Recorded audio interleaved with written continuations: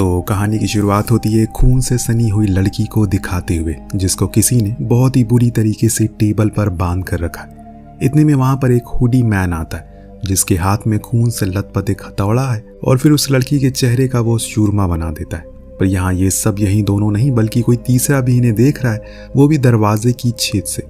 अब ये सब क्या था और इस शख्स ने लड़की के साथ ऐसा क्यों किया, ये सब आपको कुछ देर में पता लगेगा। तक के लिए आ जाते हैं हमारी कहानी के मेन लीड पर, अलीसा पर, जो कि अभी कुछ दिन पहले ही प्रेग्नेंट हुई है।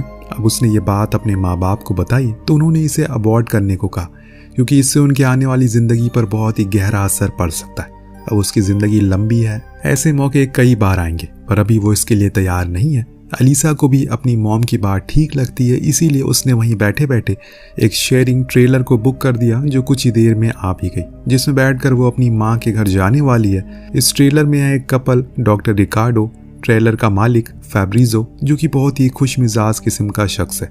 इसीलिए उसने सबसे पहले सभी को अपने व्लॉग में लिया, उसका व्लॉग चैनल, और फिर उन्हें ड्रिंक भी ऑफर किया।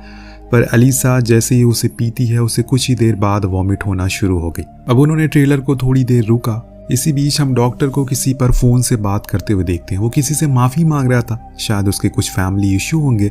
कुछ देर होने के बाद इनका ट्रेलर फिर से चलना शुरू कर देता है, लेकिन अब उसकी कमान मार्क के हाथों में थी। हालांकि फैब्रिजो ने उसे मना किया क्योंकि उसे ड्रिंक कर रखी है, लेकिन वो फिर भी नहीं माना और ड्राइव करना शुरू कर देता है। जिस दौरान वहां रखे न्यूज़पेपर में माँ बेटी की मिसिंग की न्यूज़ खबरें हम देख पाते हैं। साइड में एक मेयर का भी जिक्र था जिसका कनेक्शन किसी माफिया से। खैर ये सब बातें अब देखने के बाद अब अंधेरा हो चुका है, पर मार्क और फैब्रिजो की बातें खत्म होने का नाम नहीं ले रही हैं। वो उसे बताता है कि उसका ड्रीम कि वो बड़े होकर एक डायरेक्टर बने, क्योंकि उसकी शूटिंग स्किल बहुत ही कमाल की है। अब सच्चाई में ऐसा कुछ नहीं है, क्योंकि हर रील बनाने वाले को लगता है कि वो नोलन जैसी रिकॉर्डिंग कर सकता है। अब बातों ही बातों में अचानक से इनके सामने एक गोट की लाश आ जाती है, जिसे बचाने के चक्कर में मार्क हैंडल को लेफ्ट घुमाता है और इस कारण ट्रेलर जाकर एक पेड़ से टकराता है। एक भयानक टक्कर होती है जिसमें सभी बेहोश हो गए। लेकिन जब अलीसा की आंख खुली तो उसने देखा कि सभी लोग मार्क के जख्मी पैर की मरहम पट्टी कर रहे हैं, क्योंकि उसके पैर में ज्यादा चोट आई है। सभी उसमें बिजी थे तो वो बाहर का जायजा लेने के लिए चली गई। दरअसल ये लोग एक जंगल के बीच में हैं, लेकिन हैरानी की बात यह है कि इनकी कार कल रात तो रोड साइड क्रैश हुई, तो फिर यहाँ कैसे आ गई है। यही चीज वो अपने साथियों को भी जाकर बताती। तो जब वो सभी बाहर आते हैं और इस बात पर गौर करते हैं तो वो भी उतने ही हैरान थे जितनी आप और हम हुए। सभी ने बताया कि वो कुछ देर पहले ही होश में आए हैं, यानी कि किसी ने उनके ट्रेलर को टो किया या फिर माजरा कुछ और ही है। खैर थोड़ा आसपास देखने पर इन्हें वहाँ एक पुराना वुडन कॉटेज दिखाई देता है, लेकिन कोई भी उसके अंदर नहीं जाता सिवाय अलीसा के, जो वहीं खड़ी रहकर आवाज लगाती रहती है। लेकिन यहाँ डॉक्टर और फैब्रिजो दोनों ही मार्क को इस हादसे का जिम्मेदार ठहराते हैं, क्योंकि उसकी वजह से वो यहाँ पर फंसे हुए हैं। लेकिन उसे कोई फर्क नहीं पड़ता, क्योंकि उसने इतना ज्यादा ड्रिंक कर लिया, उसे होश ही नहीं था। इस बीच हम डॉक्टर और फैब्रिजो को देखते हैं जो रोड की खोज में जंगल के अंदर जाते, पर वहां उन्हें रोड तो नहीं, हाँ कुछ ऐसी चीजें दिखती है जिसकी उम्मीद उन्हें बिल्कुल नहीं थी। दरअसल वहां घने जंगलों के बीच में 3 पुतले खड़े थे, जिनके नीचे पिग हेड रखा हुआ था। उसी में से एक सिर तो अभी एकदम ही फ्रेश था, क्योंकि उसमें से खून आ रहा था। ये देखकर वो दोनों ही डर गए और फौरन भागते हुए अपने साथियों के पास आए। वहाँ अलीसा ने उस कॉटेज में कदम रख लिया, क्योंकि उसे अंदर जाना ही था। आगे कब तक वो यहाँ पर ऐसे हाथ पर हाथ रखे बैठी रहती।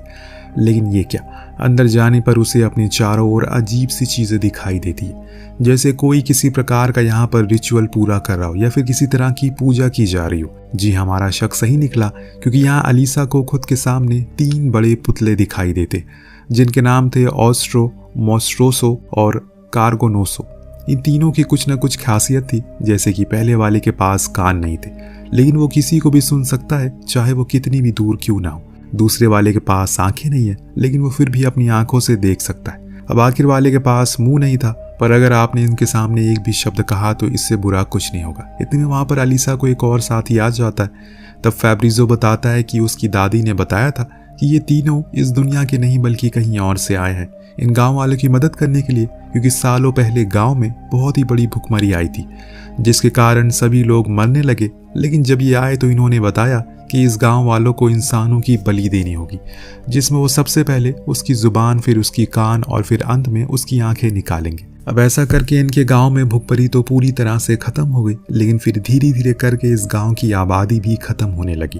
कुछ लोगों का कहना है कि अभी कुछ लोग हैं जो इन्हें मानते हैं और इस रिचुअल को हर दिन पूरा करते हैं। अब इतना सब कुछ जानने के बाद सभी डर जाते हैं। उसी रात इन्होंने उस कॉटेज से किसी की रोने की आवाज आती, जैसे किसी पर बहुत जुल्म किया जा रहा है, वो मदद के लिए पुकार रहा। जो चीज सबसे पहले फैब्रिजो ने सुनी, उसने आकर सभी को बताया तो ये लोग उसके अंदर जाने का डिसाइड करते, पर मार्क को वहीं छोड़ दिया इन्होंने क्योंकि उसे अभी आराम की जरूरत है। कॉटेज के अंदर तो कुछ नहीं था, पर आवाज ऊपर वाले फ्लोर से आ रही थी, जहां जाने पर इन्हें एक छोटी लड़की मिलती है जो बोल नहीं सकती क्योंकि उसकी जुबान काट ली गई है। ये देखकर सभी हैरान थे, पर इससे ज्यादा तब हुए जब इन्हें एक सायरन सुनाई दिया। चारों ओर सारी चीजें लाल हो गई, किसी के खून की तरह। इतने में अलीसा ने बाहर देखा, वहां पर 3 शैडो उसे दिखाई दी जो मार्क को ट्रेलर से खींचकर इसी कैबिन की ओर ला रही है।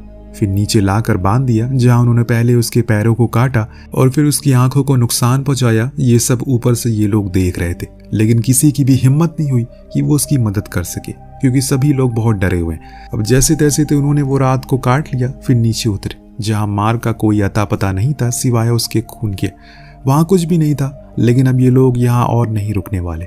सभी अपना अपना सामान लेकर वहां से जंगल की ओर भागना शुरू करते हैं। इस दौरान उनके साथ चीरा भी थी, वो बेजुबान लड़की जो उन्हें उस कॉटेज से मिली थी। सभी वहां भागकर कुछ दूर पर आते हैं। वहां उन्हें एक डंप यार्ड मिलता है जहां पर कई सारी कार ऐसे ही लावारिस पड़ी थी, जो इस बात का संकेत दे रही थी कि ना तो ये एक आखिरी है और ना ही पहले। इनसे पहले भी कई लोग यहाँ पर आ चुके हैं और ये कार उन्हीं की है, लेकिन सभी यहाँ अब एक दूसरे से ही लड़ना शुरू कर देते हैं, जिसमें डॉक्टर सबसे आगे थे। लेकिन वहाँ अलीसा चीरा के साथ कार में थी, जिसकी बातों के दौरान उसने अपने परिवार की फोटो दिखाई। शायद इनमें से उनकी भी कोई कार होगी, पर अलीसा को लगता है कि उसे यहाँ से जंगल बाहर निकलने का रास्ता पता होगा। उसे लिखकर बताया कि ये जंगल नहीं है, जो देखकर लीसा चौंक गई। अब धीरे धीरे करके ये कहानी उस मोड़ पर जा रही है जहां आपको कुछ ऐसी चीजें देखने को मिलेगी जो आपको झकझोर कर रख देगी। वेल अब इससे आगे ये लोग कुछ और सोच पाते कि तभी वो सायरन एक बार और बजता है, जिसकी वजह से ये लोग भागकर उसी जगह पर वापस आते। लेकिन ये क्या, इनका ट्रेलर अब वहां से गायब है। बस बची है तो एक बियर की बोतल, जो कि शायद ट्रेलर को ले जाते टाइम गिर गई होगी। वेल अब ट्रेलर तो है नहीं, तो कहीं तो रात गुजारनी होगी, इसीलिए ये लोग उसी कॉटेज की ऊपरी मंजिल पर ठहरते, जिस दौरान सभी अपनी अपनी जिंदगी के कुछ पन्नों को खोलते हैं जो उनके लिए बहुत मायने रखते हैं। जैसे डॉक्टर ने बताया कि वो अपनी डिसिप्लिनरी पोस्ट पर है, जिसका मतलब ये होता है कि उसे गुस्से के कारण किसी मरीज के ऊपर हाथ उठा दिया। लेकिन फिर यहाँ ये सब खत्म नहीं हुआ। घर आकर उसने अपनी बीवी पर भी सेम चीज करी, जिसकी वजह से आज वो उससे दूर है और उसके बच्चे हैं, इसीलिए वो अपनी माँ के पास जा रहे ताकि कुछ समय उनके साथ बिता सके। अब बारी आई अलीसा की, तो उसने बताया कि बचपन में उसकी मदर ने हमेशा उस पर जोर डाला कि अपनी पसंद की चीजों को करने के लिए, जिसके कारण वो कभी भी अपनी जिंदगी को अपने वसूलों पर जी ना सकी। अब वो प्रेग्नेंट है, पर उसकी माँ ने इस बच्चे को अबॉर्ट करने को कहा, जिसके लिए उनके पास वो जा रही है। उसकी कहानी सुन सभी चुप हो जाते हैं, क्योंकि किसी को इस बात का अंदाजा नहीं है कि अलीसा कुछ ऐसा छुपा रही है, लेकिन हर मुस्कुराते चेहरे के पीछे एक दर्द जरूर छुपा होता है। बातों ही बातों में कब इन लोगों की आंख लग गई किसी को पता नहीं चला, लेकिन जब अलीसा की आंख किसी शोर की वजह से खुली तो उसने देखा कि उसके साथ ही सब गायब है, सिर्फ फैब्रिजो ही वहां पर है। इतने में जब वो नीचे बाहर गई तो उसकी तो आंखें फटी ही फटी रह गई। उसके सामने ढेर सारे मास्क पहने हुए लोग थे। दूर एक स्टेज बना था जहां पर डॉक्टर और सोफिया को बांधा हुआ था। उनके पास खड़े थे वही 3 देवता जिनके बारे में हमने शुरुआत में देखा था। उनके हाथ वहां चीरा भी थी, जिसे उन्होंने बीच में रखा था। अब रिचुअल शुरू होता है, सभी लोग अजीब अजीब सी आवाजें निकालना शुरू करते। तभी फैब्रिजो आकर एलिसा को कॉटेज के अंदर ले जाता है, पर वो खिड़की से देखती है कि उन दोनों की आंखें और जबान निकाल ली है। फिर उसे एक भालू के चेहरे पर लगा दिया गया, जिसे उन्होंने चीरा के फेस पर लगा दिया। फिर उन दोनों को मार दिया जाता है। खुद के दोस्तों को अपने सामने ऐसे मरते हुए देख एलिसा को कुछ समझ नहीं आता कि असल में ये सब क्या हो रहा है। उसे ऐसे परेशान देख वो उसे गले से लगा लेती है, पर इस दौरान उसे कुछ याद आता है। दरअसल जब वो बियर को पीते थे तभी वो बेहोश होते थे, और जब से वो यहाँ पर आए हैं सिर्फ एक ही बंदे ने बियर नहीं पी है, वो है फैब्रिजो, जो जानकर उसे उस पर शक होने लगता है। तभी उसके कानों में एक डिवाइस मिलता है जिसे कोई उसे इंस्ट्रक्शन दे रहा था कि अब उसे आगे क्या करना है। यहाँ उसका सारा भांडा फूट जाता है, जिससे अब एलिसा भी बहुत गुस्से में थी। लेकिन इससे पहले वो कुछ करे, फैब्रिजो ने एक कल्ट के मेंबर को बुलाकर उसे ले जाने को कहा और खुद वहां बने देवताओं के सामने बैठकर माफी मांगने लगा कि आइंदा ऐसा कुछ नहीं होगा। सुबह होने पर हम अलीसा को एक टेबल पर देखते हैं जहां सभी गांव वाले खाने के लिए बैठे। उनके पास वही मेयर है जिसके बारे में हमने कहानी की शुरुआत में पेपर में देखा था। वो सभी उसे मदर कहते हैं, लेकिन यहाँ अलीसा अब रोते हुए मदद की गुहार करती है, जो देख टेबल पर बैठे हुए सभी लोग उसकी नकल उतारने लगते हैं। सेम उसी तरह रोते हैं। इसके बाद अब उसे कंट्रोल रूम में ले जाया जाता है, जहाँ हमारे सामने इस कहानी का एक और प्लॉट रिवील किया जाता है। असल में ये सब जो कुछ भी हो रहा है उसे हर एंगल से कैमरा में रिकॉर्ड किया जा रहा है, क्योंकि फैब्रिज़ो असल में एक क्लासिक हॉरर स्टोरी बनाना चाहता है। इतनी डरावनी फिल्म जिसे हर कोई देखकर डर जाए और सालों साल लोग इसे याद रखें। ऐसा करने की उसने कई बार कोशिश भी की, लेकिन हर बार कोई ना कोई पहले ही मर जाता है। पर इस बार ये सब कुछ सही चल रहा है, इसीलिए वो अपनी एंडिंग के बहुत ही ज़्यादा करीब है। उसकी ये बातें सुन अलीसा कहती है कि तुम जो कुछ भी बना रहे हो वो पहले से कई बार बन चुका है और इसीलिए इसे कॉपी करना कहते हैं, जिससे कि कोई भी तुम्हारी ये फिल्म नहीं देखेगा। तो फैब्रिज़ो ने कहा कि वो सब फेक कॉन्सेप्ट पर बनाते हैं, पर मैंने रियल एक्टर के साथ रियल कॉन्सेप्ट पर बनाई है। इतना कहकर वो ऑफलाइन हो गया। यहाँ अलीसा को उस पर बहुत गुस्सा आता है और इसीलिए वो अपने हाथों में गड़ी कीलों को किसी भी तरह करके निकालती है। उस जगह से बाहर आती है और उसे पता लगता है कि ये तो शूटिंग साइट है। वो अभी जिस जगह पर है वो एक प्रोडक्शन कैंप है। अब उसे चीरा को ढूंढना है, क्योंकि वही इकलौती है जो जिंदा बची है। उस रात पर यह बाहर आकर उसे अपने आसपास अजीब अजीब सी चीजें दिखना शुरू हो गई, जैसे कि मरी हुई भेड़ बकरियां, इंसानों के कटे हुए सर, उनके हाथ। देखकर उसे अब पक्का यकीन हो गया कि ये सच में फिल्म ही है। पर जब उसने एक ट्रेलर में झांका तो उसे वहां चीरा दिखी, जो अपने अगले शूट के लिए मेकअप कर रही थी। जी हाँ, वो भी उन्हीं लोगों के साथ मिली है। अभी वो फैब्रिज़ो को समझा रही है कि तुम्हें अगले सीन किस तरह से शूट करना है, क्योंकि ये आखिरी मौका है, वरना इसके बाद अगले लोग आने में काफी समय लग जाएगा। दोनों की बातों से पता लगा कि जो मेयर है वो भी इस चीज का हिस्सा है। प्रोड्यूसर के तौर पर इतना सब कुछ जानने के बाद अलीसा के सर पर भूत सवार हो गया। इसीलिए जैसे ही चीरा अपने नेक्स्ट सीन के लिए गई, उसने वहीं उसे शूट कर दिया, जो देख फैब्रिज़ो भी फौरन आया। लेकिन तभी अलीसा की बंदूक जाम हो, पर अहम मौके पर उसने उसके पैर पर गोली मारी, जिससे वो वहीं गिर गया। उसने कैमरा सेट किया, फिर बड़े ही इत्मीनान से उसके मुंह के अंदर गोली दाग दी और कहा कैमरा की ओर देखकर कि अब यह है तुम्हारी एंडिंग। इसके बाद उस जगह से बाहर निकल कर आती है वो। उसे एहसास होता है कि ये जगह असल में चारों ओर से फेंसिंग से कवर, यानी कि फैब्रिज़ो ने उसे पूरे जुगाड़ के साथ बनाया है। दरअसल अभी वो जिस जगह पर खड़ी है वो एक बीच थी, जहाँ पर अलीसा को देखकर उसकी फोटो और वीडियो बनाने लगते, क्योंकि वो पूरी तरीके से खून से लथपथ थी।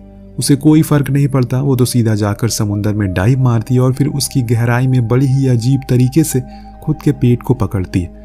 और बूम, ये कहानी यहीं ख़त्म हो गई। लेकिन अभी रुकिए, इसके आगे भी कुछ ऐसा है। कई सालों बाद जब इस चीज़ के बारे में बाहर खबर फैली तो लोगों ने बातें करना शुरू कर दी। क्या वो मूवी सच में रियल थी? क्या सच में वहाँ पर कई लोगों को मारा गया? कुछ लोगों ने उसकी कॉपीज़ भी इंटरनेट पर डाल दी, जिसको एक बंदा देखने के लिए ब्लड फिक्स नाम की वेबसाइट को खोलता है। शायद ये नेटफ्लिक्स का कॉपी होगा। अब वहाँ ये बंदा क्लासिक हॉरर स्टोरी के कुछ सीन देखता है, जैसे कि स्टार्टिंग और एंडिंग पर उसे वो कुछ खास नहीं लगती, इसीलिए वो डिसलाइक करके निकल जा। तो आपको कहानी कैसी लगी हमें कमेंट करके ज़रूर बताएगा। मिलते हैं अगली वीडियो में। Thank you so much watching. Peace out.